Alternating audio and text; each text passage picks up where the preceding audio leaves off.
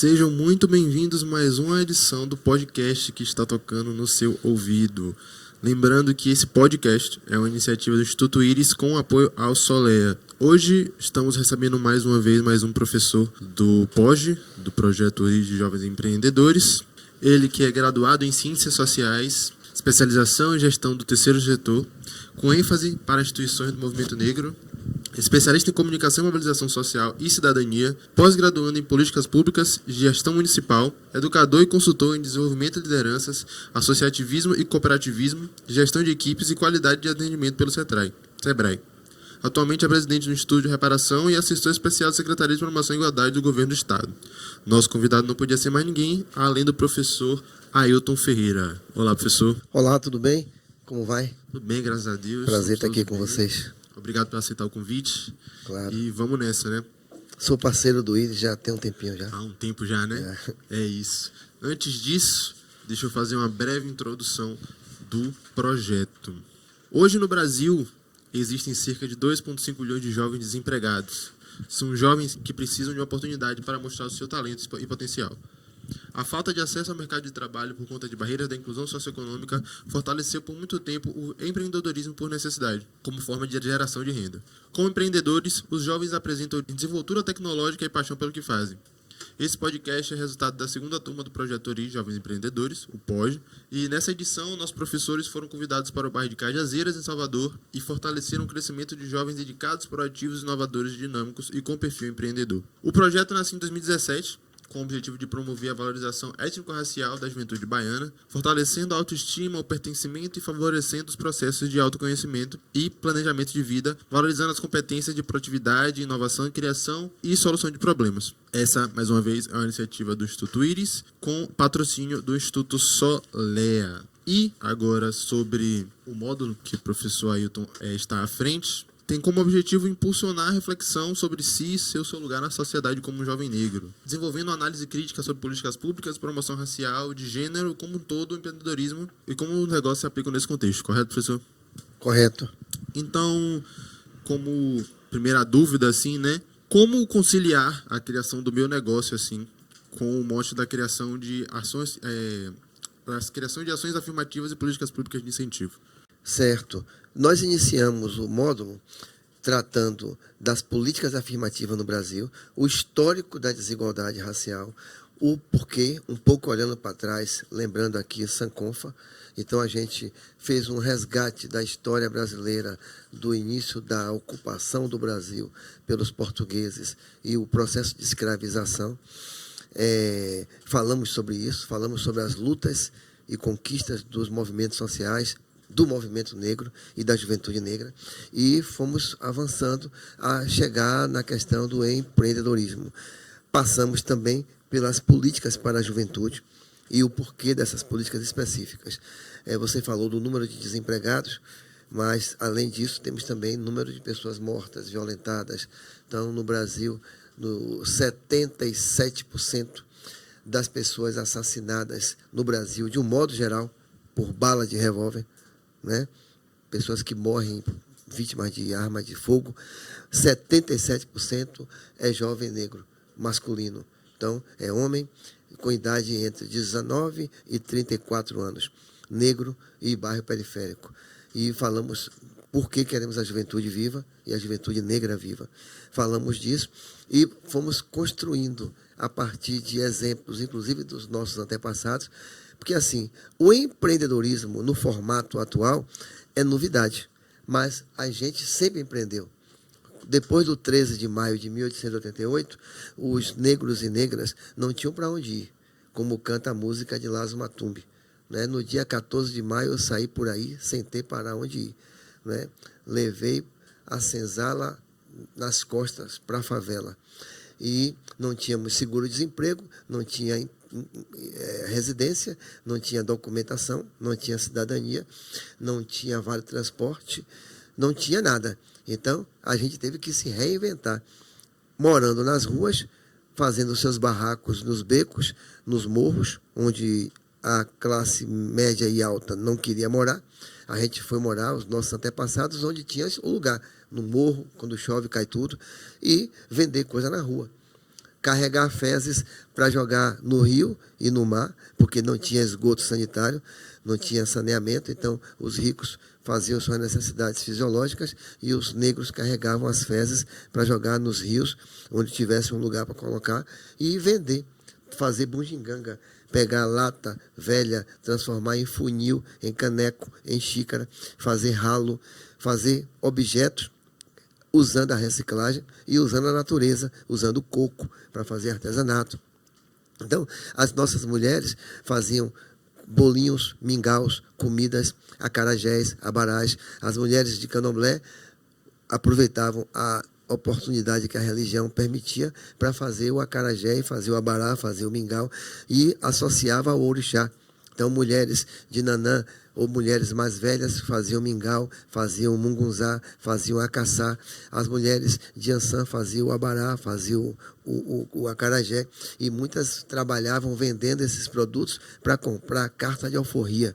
Muitos de seus companheiros tiveram a liberdade assim. Então, dizer para a juventude que empreender é parte do resgate do que nossas antepassadas fizeram, é parte de afirmação das nossas possibilidades diante de um mundo sem emprego, onde carteira assinada cada vez mais vai ser cada vez menos, né? E também do desafio que a juventude enfrenta, porque quando vocês vão procurar emprego, o pessoal pergunta, tem experiência? Aí você diz, não. Aí eu não lhe dou oportunidade, você nunca vai ter experiência. Se você não tem experiência, você nunca vai trabalhar. Quando você bota uma barraca, faz seu pastel, faz sua pizzazinha, faz seu suco e vende, você começa a ter experiência. Quando você chega numa empresa que pergunta, tem experiência? Você diz, tenho. Aprendeu aonde? Aprendi com o meu negócio. Eu abri uma loja de sapato, eu abri um artesanato, eu faço tatuagem, aprendi a comprar, aprendi a vender, sei fazer gestão, tomei dinheiro emprestado, abri conta no banco, sei fazer um recibo, sei fazer uma nota, então, sei fazer propaganda, sei fazer um card, sei trabalhar na internet. Então, você passa a ter a experiência que ninguém deu, a partir de você próprio, certo? Porque você quebra a cara. A vivência mesmo da necessidade. A vivência, né? Então, você tem o primeiro prejuízo, é uma lição. Aí você corre atrás também emprestado, paga no banco, divide em 10 vezes, não é isso? Exatamente. Então você vai aprender pelo menos a se mexer, que antes você não tinha. Baseado todo nesse histórico, né, do povo negro aqui no movimento de diáspora e tudo mais, como você acha que se deu o perfil das políticas de promoção de igualdade racial no Brasil? Como foi construído esse perfil? Primeiro, a sua pergunta é muito boa. Toda a política pública no Brasil de promoção de igualdade e de reparação, ela é fruto dos movimentos sociais. Ninguém deu nada. Então, os governos ouviram, alguns governos ouviram e colocaram no papel e em ações práticas, mas as reivindicações do movimento, que antigamente, antes de vocês nascerem, até os anos 80, 85, 87, 88, você falar de racismo, falar de negritude, era tido como chato. Chato, estranho, complexo de inferioridade, mimizento, procurador de problema, não existe isso, saia dessa. Né? Eu vi muito isso. Então, o Brasil tem uma pobreza porque as pessoas são negras. Né? A escravidão e o racismo produziram pobreza. E foi difícil dizer isso para muita gente. Conseguimos dizer, conseguimos fazer uma agenda, conseguimos transformar heróis invisíveis em heróis visíveis. Zumbi não existia, era a Princesa Isabel, era o 13 de maio. Quem criou o 20 de novembro foi o povo negro nas ruas. Nós não aprendemos na escola nada sobre Etiópia, Angola, Moçambique, Congo, Nigéria. Aprendemos com os blocos afros, com Muzenza, com Malê de Balê, com o Ileaê, com o cortejo afro, não é? Com esses blocos, com o bloco da capoeira, nós aprendemos. Então, aprendemos o que era a Nigéria, o que era a Etiópia, porque a gente nem sabia.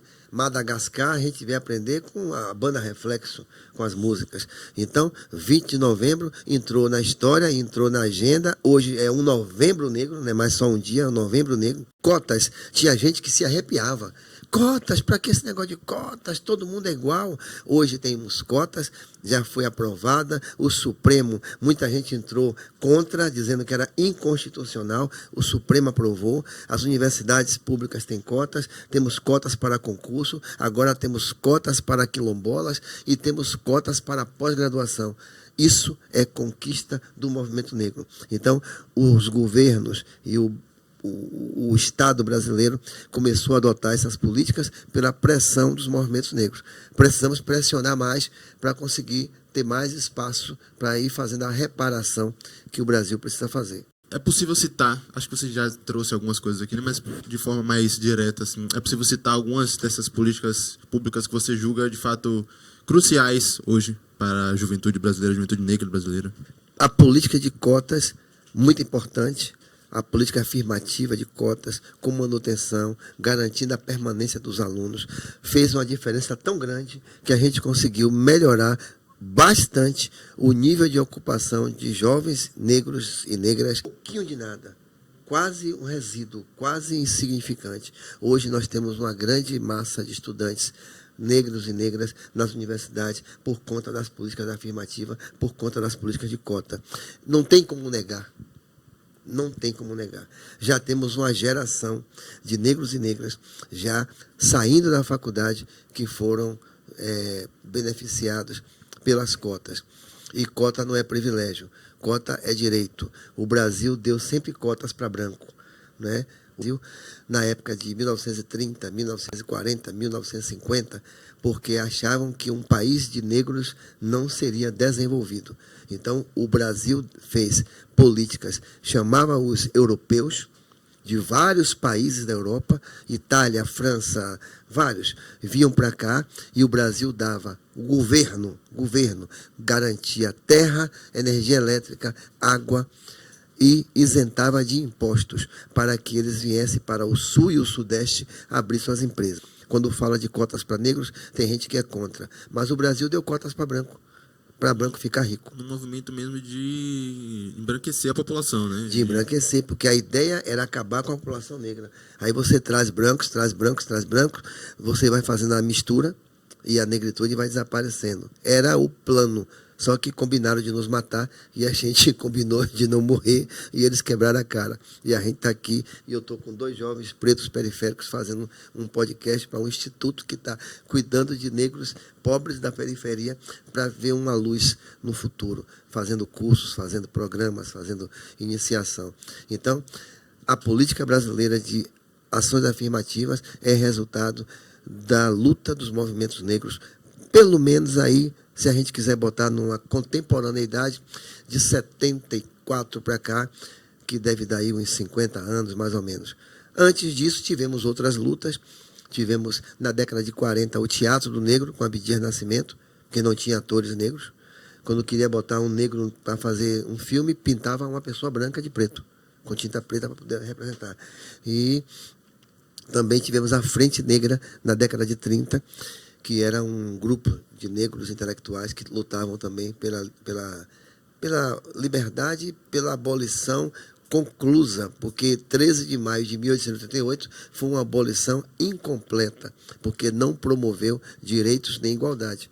Depois de 1,5 milhão de pessoas escravizadas já estavam em liberdade na tora, na raça, através de quilombos, de fugas, etc., e de compras de carta de alforria, e a Lei Áurea libertou somente 700 mil pessoas. E mesmo assim, não promoveu igualdade. Libertou assim, tchau, vai para a rua. E faz o que agora? Ninguém sabia o que fazer. Foi trazido na África, mas não podia voltar porque não tinha dinheiro de transporte. Não tinha vale de transporte, não tinha nada. Então, foram para as ruas. Aí, o que é que fizeram no dia 14 de maio de 1889? Um ano após a abolição, criaram o crime de vadiagem. Pessoas encontradas em pequenos grupos, nas ruas, sem ter o que fazer, sem documento e com pouca roupa, eram presas como vadias. Quem é que eram essas pessoas? Os ex-escravizados que estavam na rua de vacilo. Então, é por isso que até hoje nós somos a maioria nos presídios. Nós somos quase 70%, 67% das pessoas presas no Brasil são negras. O Brasil prende gente negra desde muito tempo atrás. Você falou da vadiagem, eu não pude deixar de lembrar do meu mestre, né?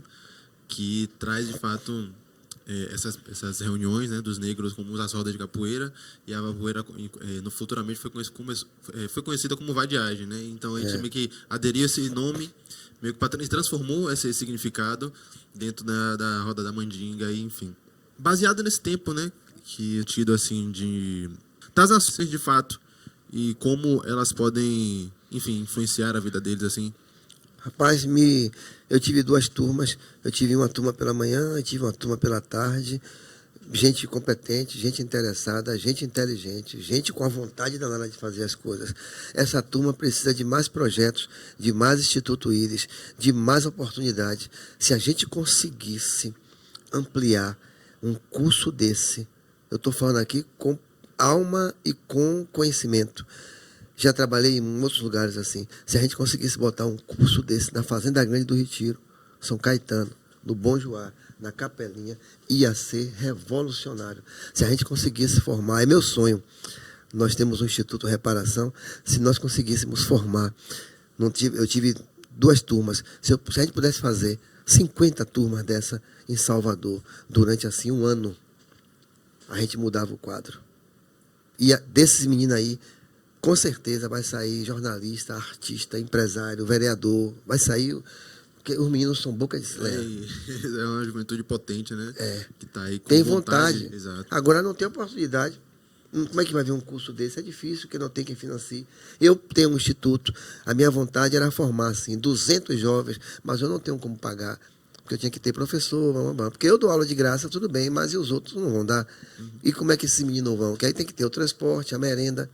Entendeu? Então, eu tenho um espaço, eu tenho para garantir que ele vá e ter também, um né? grupo de professores para ensinar. Porque tudo bem, eu posso dar a minha aula de graça, mas tenho que manter, para manter 50, 100 alunos, tem que ter uma estruturazinha.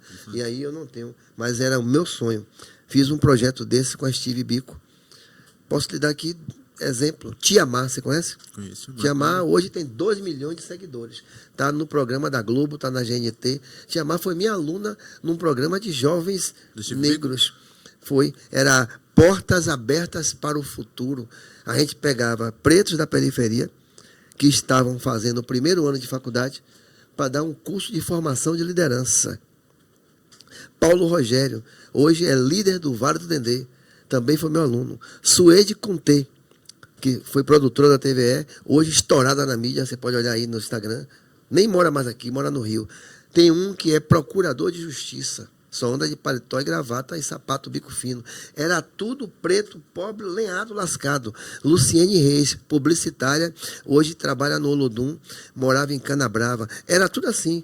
Tia Mar era de plataforma, não, Tia Mar era de São João ali, de plataforma. Entendeu? Quer dizer, hoje Tia Mar é uma empresária que faz show, que enche os teatros. Então, eu lhe dou uma lista aqui, brincando aqui, de umas 10, 15 pessoas. Tem uma que é juíza, entendeu? Fez advocacia, fez direito, agora mora em Brasília, é juíza. Todo mundo bombou. Foi o quê? Oportunidade. Incentivo, né? Incentivo. Aprenderam inglês, aprenderam, entendeu? Natural. Mas a pessoa, se a gente consegue com o Íris, com essa instituição Solea, né? Fazer... preparar assim 200 jovens da Bahia. Você dá a oportunidade, você combate o desvio, né, para outras atividades que não dão futuro, né, que a gente morre no final, nesse filme a gente morre no final, e a gente vai inclusive mostrar o Estado.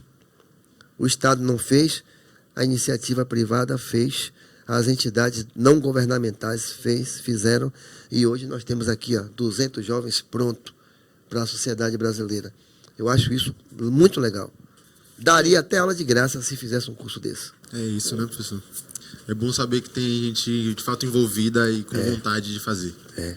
Professor, estamos encerrando aqui mais um episódio do podcast. Foi um prazer receber. Valeu, obrigado. Muitas das nossas questões.